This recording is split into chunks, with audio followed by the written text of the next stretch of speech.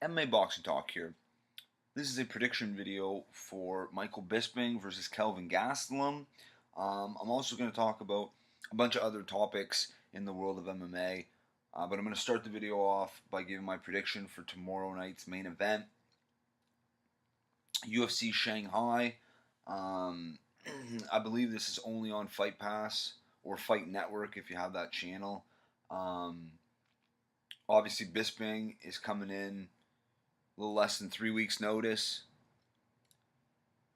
It'll be, exactly 3 weeks, a 3 week turnaround for Michael Bisping after getting stopped by George St. Pierre 3 weeks ago. So this is a tough fight for Bisping, obviously.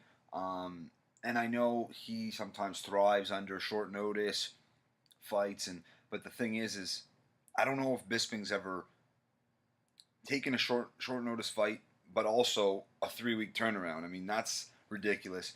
Um, we saw at Cowboy Cerrone, when he went and fought Masvidal, it was a quick turnaround. He had gotten stopped the month before, so maybe that was a few weeks longer of a turnaround, but it wasn't a good result for Cowboy. Now, that doesn't mean Bisping's going to lose, but personally, I think this would be a tough fight for Bisping, even if he did have a full camp.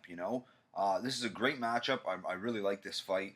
Um, I'm picking Kelvin Gastelum in this fight. I think that he's definitely the harder hitter.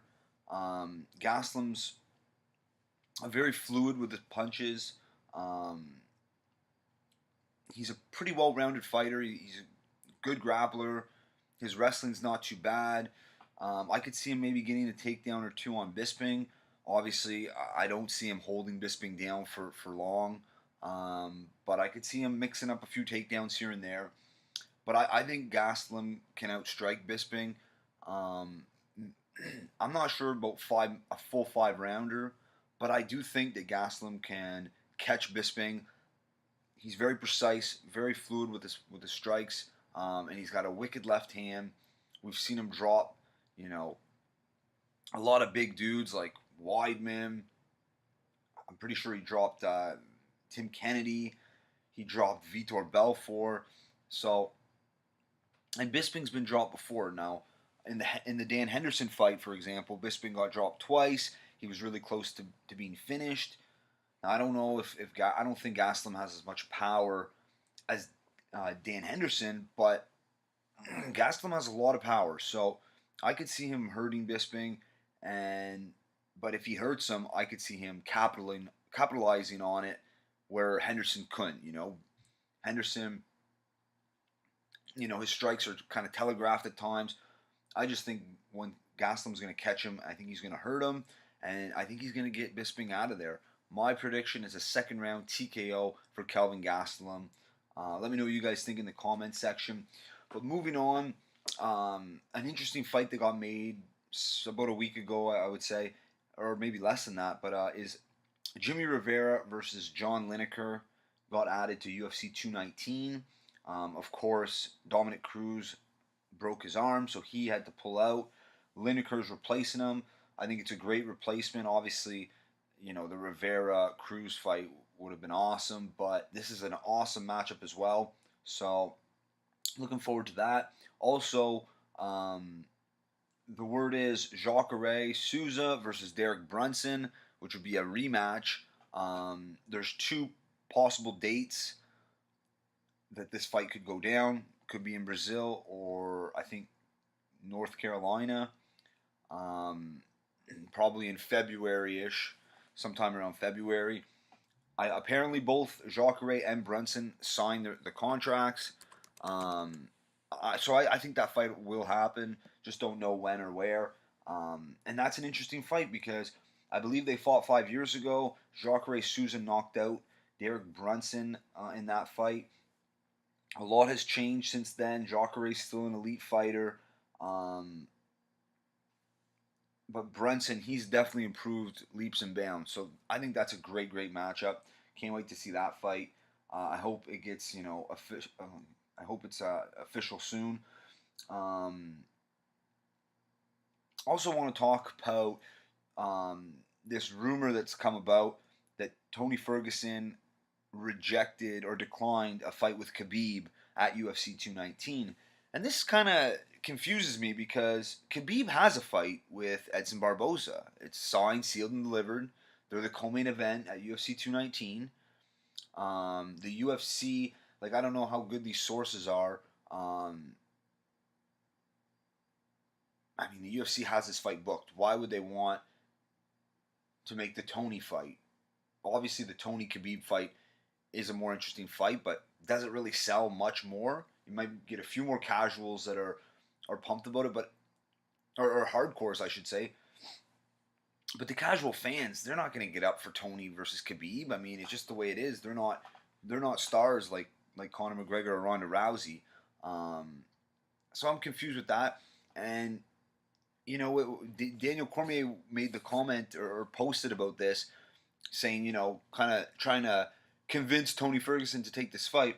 It's like, Tony just fought last month. He just fought last month, and Khabib had his chance. Khabib had his chance to fight Tony in March.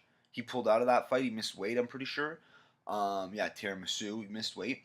And then Khabib Nurmagomedov declined to fight Tony Ferguson in November at UFC 217. Khabib wasn't ready. So it's like, give me a break. Tony just fought last month. Khabib had his chance. Khabib's got he's got to earn his right now to get an interim title shot. Go and beat Barboza, you know? I know how Khabib thinks. I'm almost positive he would rather just jump right to the interim title, because he knows if he fights Barboza, first of all, who knows if he's going to make it to UFC 219. He'll probably pull out or miss weight. And not to mention, Khabib's probably thinking, damn, if I fight Barboza, I'm not going to be able to fight for another year after that, because my body's brittle now. So that's probably the only reason why they're pushing for this Ferguson fight. And I don't get it. I don't even know if the UFC would scratch that fight with Barboza. Like, that's set in stone. Like, that's a great fight. I'm excited for that fight. So I find that kind of weird, you know. And another thing, too, if you're in Tony Ferguson's shoes, you just got the interim title last month. This guy has screwed you over twice before. Khabib's, you know, was scheduled to fight Tony 3 times. 2 of the times were Khabib's fault that the fight didn't happen. So you think Tony wants to go through the holidays preparing, being in training camp, to find out that, you know, Khabib's going to miss weight or you know, pull out of the fight with an injury? I'm sure Tony Ferguson wants to spend, you know, the holidays with his family and not have to be up in Big Bear and have this in the back of your mind thinking Khabib can pull out at any time. Khabib's got to go earn his shot. I don't care. Like, I'm sick of Khabib. Obviously, you can tell. Like, go earn your shot. You know, you haven't done dick all. You beat Michael Johnson. It's the only thing you've done in the last 3 years. Like, ridiculous. Enough about that. Had to get that little rant out. I want to talk about the December. December is going to be a great month. It's stacked. There's a lot of. I'm pretty sure there's 5 UFC fight cards. You got the Ultimate Fighter finale, which is next Friday. And then next Saturday, we have a great pay-per-view event, UFC 218. Really looking forward to that card. I'll be putting out a prediction video for that card probably this weekend or early next week. You know, you got Holloway versus Aldo rematch. You got Francis Ngannou versus Alistair Overeem. That's a massive fight. Obviously, you got Justin Gaethje versus Eddie Alvarez. You got Henry Cejudo versus Sergio Pettis. That's a great fight. Both guys look spectacular in their last fight. And also Michelle Waterson versus Tisha Torres. Interesting women's fight as well. And then there's a really good fight on the prelim card I'm looking forward to, and that's Ally Aquinta versus Paul Felder. Really good matchup. Can't wait to see how that fight plays out. So that card's stacked. And then the week later we have Cub Swanson versus Brian Ortega. that card's a little weaker. It's a pretty weak card actually, but the main event, that's a great matchup. And then the week after that, UFC Winnipeg. Can't wait for this card. It's an UFC on Fox, so it's always nice to the fights end earlier on a UFC Fox. In the East Coast, by 10 o'clock, pretty well the fights are done. So that's always nice. And on that card, UFC Winnipeg, you got Robbie Lawler versus RDA. Can't wait for that matchup.